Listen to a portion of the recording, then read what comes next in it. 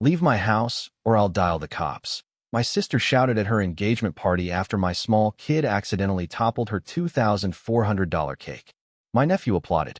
Then Mom gazed at my son and declared, "You aren't truly ours. Ask your father regarding." I interrupted her and stated, "We are finished here," and we departed. 3 hours subsequent, the authorities arrived. But they hadn't come for me. They were there to. What if the people you swore would always have your back were actually stabbing you in it? What if the betrayal came not from a stranger, but from your own family, leaving you to pick up the shattered pieces of your life, piece by painful piece? My name is Greg. I'm 34, a taxi dispatcher, working the graveyard shift, basically a human GPS for people needing a ride at 2 a.m. And I'm a dad to a 6-year-old boy, Theo, who thinks every traffic light is a tiny robot doing its best. My apartment? It always smells like coffee by 5 a.m. because, yeah, I brew it before bed like a weirdo. It's my small ritual. Keeps me honest. Keeps me awake. I've always been the fixer in my family. The oldest kid, the one with the spare cash, the go-to guy. My mom always said I was steady like a bus. My dad, good with phones. Translation? When something broke, I was the one who picked it up. So Saturday night rolls around. I'm in an off-the-rack blue suit, a thrifted tie Theo picked out because it had little stars. We're walking into my sister Jules's engagement party. I've got a paper bag filled with spare wipes, snacks, and a Hot Wheels car, dad duty, you know? The venue is all fancy white linens and fake peonies. The DJ asks for our last name 3 times and still misspells it. Jules, my sister, hits me with a hug that feels more like a shove. "Don't lose him," she whispers, her eyes locked on Theo. "That cake? It's $1,200 a tier." I just smile. It's on a table, not a cliff edge. She doesn't smile back. My mom, already a little flushed, lifts her champagne. "Greg, smile. You look like you parked an ambulance." My dad, he's already deep in conversation with Jules's fiancé's uncle, dissecting fleet logistics, because apparently, since I dispatch cabs, I'm now an expert in anything with wheels. Then Theo tugs my sleeve. "Bathroom," he whispers, and it sounds like an alarm bell. We sprint. We survive. We wash hands. We high-five the air dryer. On the way back, he's toddling sideways, showing me a new dance move. His little sneaker bumps the cake table leg. It wasn't a kick. It wasn't wild. It was just a kid. But the cake? It listed, like a boat caught in a storm. The top tier slid. The entire room gasped. I lunged, but it was too late. Frosting baptized the floor. A sugar rose launched itself heroically into the shrimp tower. "Get out of my house, or I'll call the cops," Jules shrieked. It wasn't her house, of course, it was a rented ballroom. But her voice had that raw, possessive fury. Pure stage mic. People froze, forming a silent, horrified halo around the wreck. "Theo's 6, I said, my voice tight. He didn't mean to. $2,400. Jules spat back. "You're paying tonight." Her future stepson, my nephew, clapped. He actually thought it was a show. The DJ killed the music. It was like he'd unplugged the moon itself. My mom's face shifted. Something sharp. She looked at my son like he was a stain. "You're not really ours," she said, loud and cruel. It was a line she'd been waiting to deliver. My voice was flat, cutting through the noise. "We're done here." I picked up Theo, put the Hot Wheels car in his hand, and we walked out. 3 hours later, after I'd made cocoa, after I'd scrubbed frosting out of his shoelaces, there was a knock. A firm, decisive knock. 2 officers stood in my hallway. The older one checked his notepad, then looked up at me and said the sentence that flipped my stomach. "Mr. Halpern, we're not here for you." He gestured down the stairs. "We're here for your father." Turns out, that cake wasn't the disaster. It was just the lid blowing off a pot that had been boiling under my name for years. This started long before the cake. It started with me being the ride, the childhood logistics manager. I was 13, holding Mom's Nokia, while she whispered, "Tell the doctor we can't make Tuesday. Tell him we're cash pay. Tell him to be generous. Use your polite voice." I always did. Jules. She was the sparkler kid. Big gestures, big demands, big bills. When Dad got laid off the first time, I took a Saturday shift at the gas station and loaned my entire check straight to the mortgage.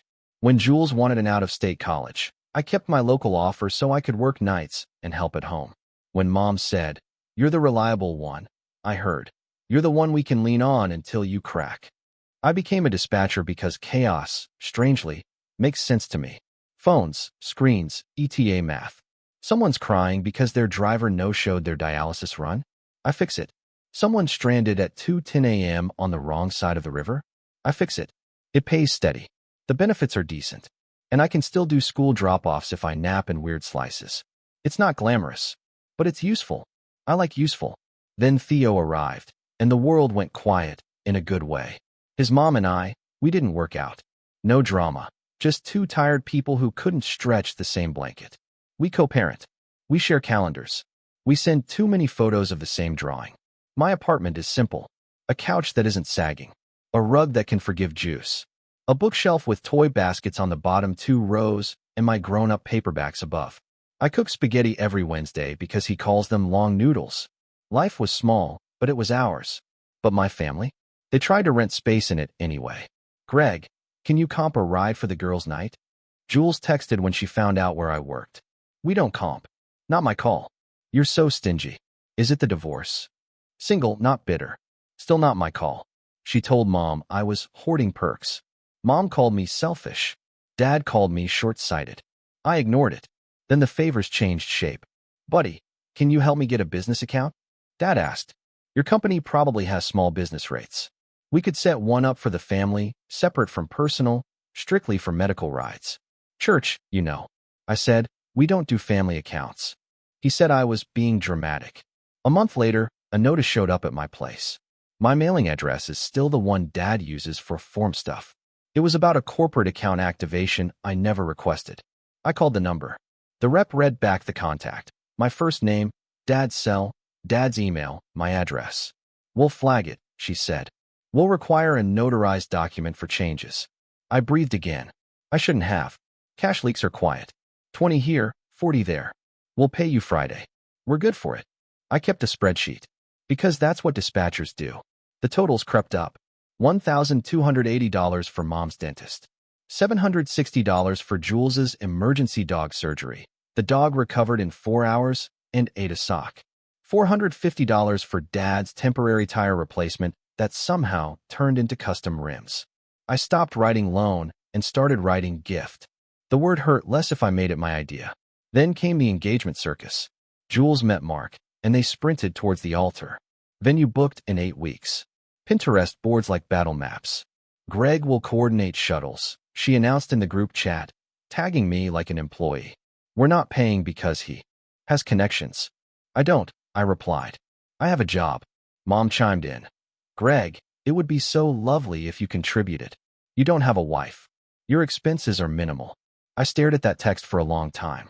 The translation? It was nasty. You don't have a family that counts. Theo was invisible to them when money was on the table. I typed and erased. Typed and erased. Dad called. It's time you stepped up for your sister. We carried you for years. He meant the 2 months after Theo was born when they let me sleep on their couch while my lease switched.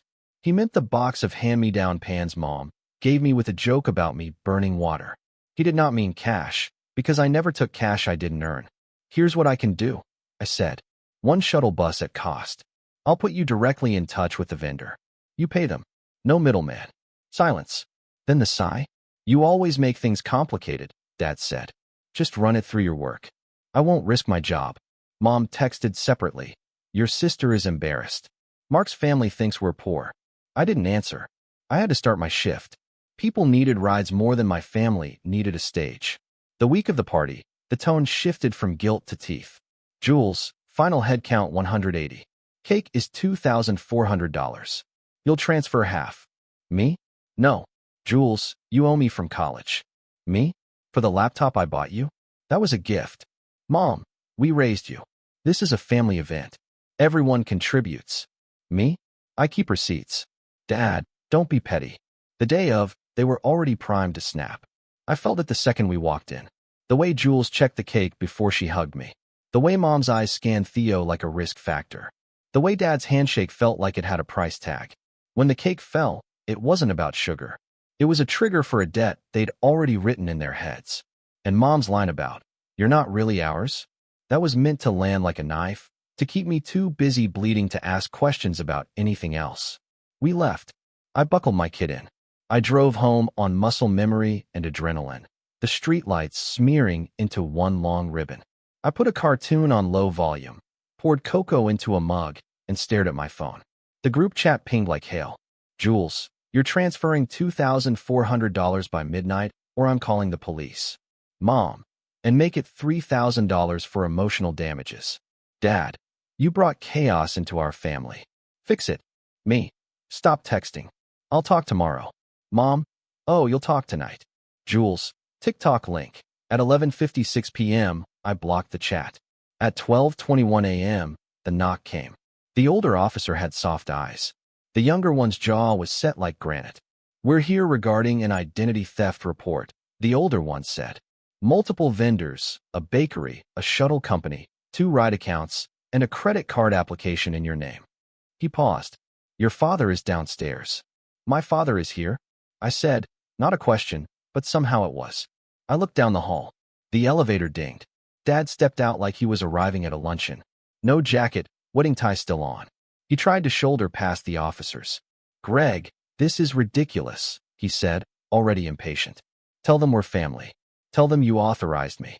For what? My voice surprised me. It was calm. Dispatcher calm. The voice I use when 3 calls are screaming at once, and I need the truth. For the shuttle, Dad said. For the cake payment when your card didn't go through. For the corporate account. They're making a big deal out of nothing. Your sister's upset. Your mother is. The younger officer cut in. Sir, please step back. We're taking statements. The bakery owner filed a report tonight after discovering a series of chargebacks connected to an account opened in your name 3 months ago. Same address as yours. Same phone as your father's. Same email, with a period moved. He showed me the printout. My name, my address, Dad's number. I could feel each puzzle piece from the last year clicking into place. The letter about the corporate account. The notice about a card I never applied for. The weird call from a shuttle company asking about adjusted contracted rates. You used my name, I said to Dad. You signed things. It's a family account, he said, like I was dense. You never would have done it. Somebody had to. Mark's family would have thought we were cheap. He shrugged. I was protecting your sister. By committing fraud? I asked. With my credit? With my address. All while texting me about how I should contribute more. He rolled his eyes. Fraud is a big word. The older officer cleared his throat. Mr. Halpern, your father is being detained on suspicion of identity theft and credit fraud, pending investigation. We need to collect your statement and provide you with the case number to begin freezing and disputing the accounts. Theo patted out in his sock feet, hair rumpled. He saw the uniforms and pressed into my leg. I crouched. Hey, buddy. It's okay. We're safe. Dad leaned to look past me. Hi, champ, he said. Too loud, too cheerful. As if volume could erase everything. Grandpa just came to sort out. You're done, I said. Simple. No theater, no scream. You don't speak to him. You don't step inside my home again. Mom's call came through right then. I hit speaker. Because I wanted the officers to hear this part. Gregory. Her voice clipped. They said police were there. Did you call them? You're going to ruin your sister's night. You think we won't survive without you? We will. We've always said. Stop, I cut in. Dad opened accounts in my name. The police are here because of his choices. She didn't miss a beat. You told them to dig, didn't you? You've always been vindictive. And that boy, her voice sharpened. He isn't even. I hung up. I gave the officers everything.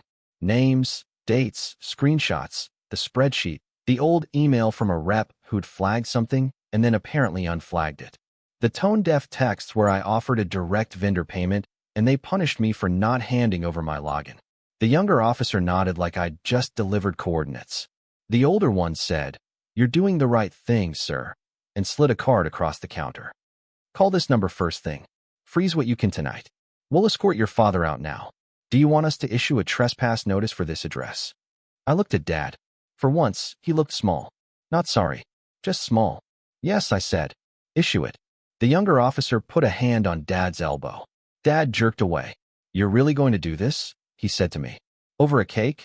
No, I said. Over a year. The elevator doors opened. They stepped in. The doors closed. I locked my door. I exhaled a breath I felt like I'd been holding since I was 13, with Mom's Nokia in my hand. The night split into tasks. Freeze. Dispute. Document. I texted Theo's mom. Short and factual. Cops came. Dad used my name. We're safe. I'll explain in the morning. She replied in less than a minute. I'm up. If you want me to come over, I will. I told her not to. We were okay. Theo fell asleep on the couch halfway through an episode about a cartoon firefighter. I let him. I needed him close. I opened my bank app. My heart did a double hit. There they were. Small charges I'd missed when life was loud. Multiple $149.99 to the shuttle company. A $142 charge coded catering. $39.99 to an email I didn't know. Death by 1,000 paper cuts. I closed the debit card. I filed the dispute. I requested a new number. I emailed the shuttle company. Do not allow changes on any account with my name. Require live verification. My father is not authorized. I used dispatcher language. Specific. Unemotional. It felt like armor. At 3:18 a.m., Jules called from an unknown number. I answered. Some bridges need to burn with witnesses.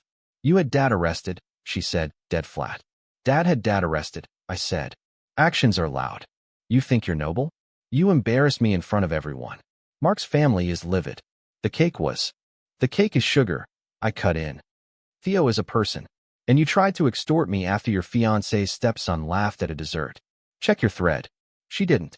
She was too busy sprinting past details to stay upright. Mom said you hung up on her.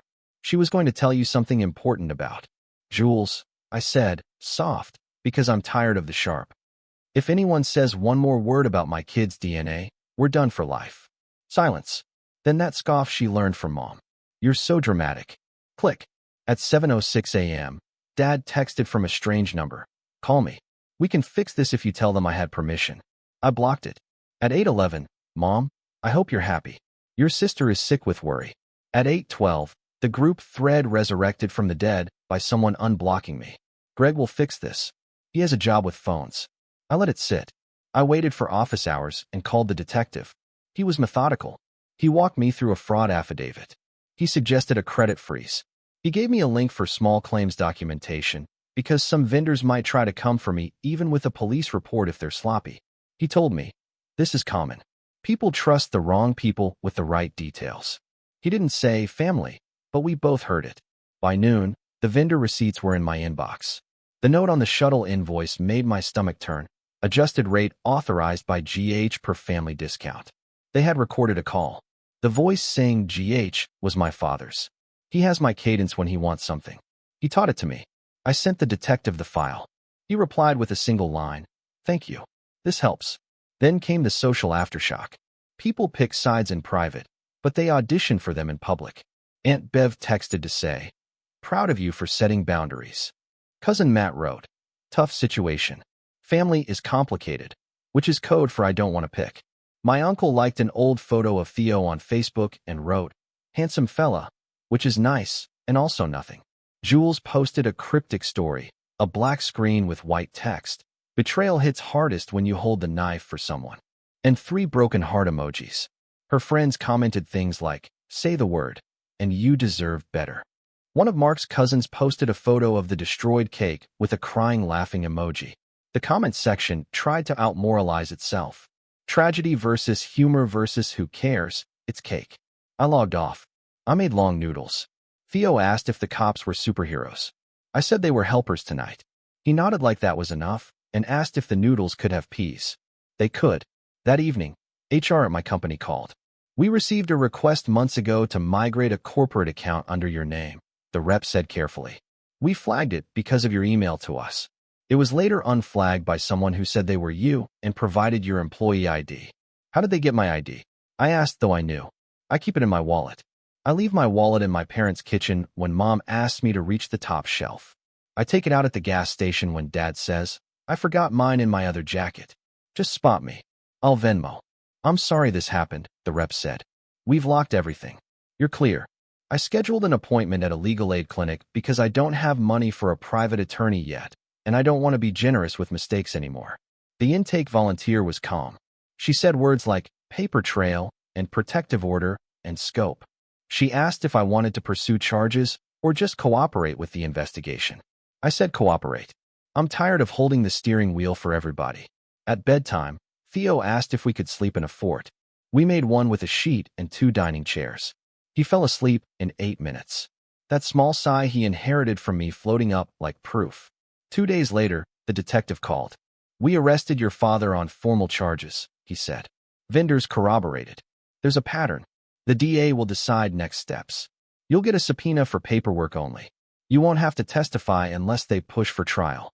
I sat at the kitchen table and watched my coffee go cold. I didn't feel triumph. I felt empty and sturdy, like a road after a snowplow. That night, a message popped up from a number I didn't know. "Mark, my sister's fiancé." Hey, it read, "My family is a lot. Your family is a lot."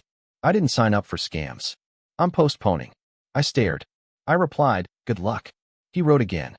"For what it's worth, your kid didn't knock the cake alone. My stepson tripped him. He told me he's scared of your mom. Sorry." I typed a thank you and deleted it. I don't know gratitude for truth that should have been obvious. The next morning, Mom showed up at my building and pounded the door like we were a game show prize she could still win. I didn't open. She texted, "Open the door or I'll make this official," and involved building management. 10 seconds later, "Kidding, but open." I saved the texts. I sent them to the detective. He replied, "Documented." I wrote one last message to the family thread. Short, clear, detached voice. Here's what changes. 1. Do not use my name, ID, or address for anything. 2. Do not contact me except via email for legal or medical emergencies regarding Granddad. 3. If you speak about my son's paternity again, you will hear from a lawyer. 4. The balance sheet is closed. I muted the thread. I took my kid to the park. I sat on a bench that needed paint and learned how to make a paper airplane that turns left. People think the break is the hard part. It is, and it isn't. The hard part is waking up every day and choosing your own voice when your old one still tries to translate everything into "keep the peace." I spent a week doing boring heroic things.